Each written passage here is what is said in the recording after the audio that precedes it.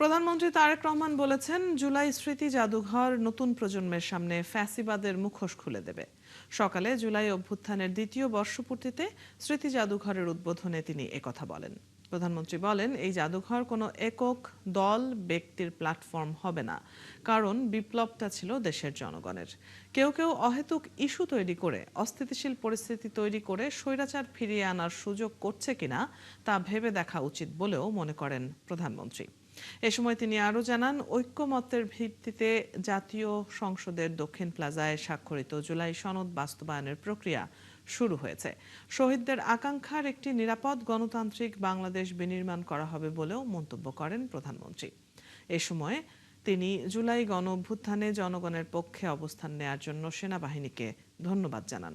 এর আগে জুলাই স্মৃতি জাদুঘরের উদ্বোধন করে প্রধানমন্ত্রী জাদুঘরের বিভিন্ন গ্যালারি, সংরক্ষিত নিদর্শন, আলোকচিত্র, দলিলপত্র ও স্মারক ঘুরে দেখেন।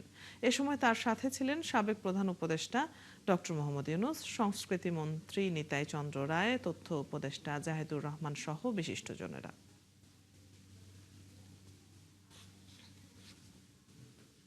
আজকের ঐতিহাসিক জুলাই গণ অভ্যুত্থান স্মৃতি জাদুঘর ভবিষ্যতের প্রজন্মের সামনে তাদের পূর্বসূরিদের সাহসী ইতিহাস যেমন তুলে ধরবে, অপরদিকে তাদের সামনে উন্মোচিত হবে বিতাড়িত ফ্যাসিস্টদের মুখোশ।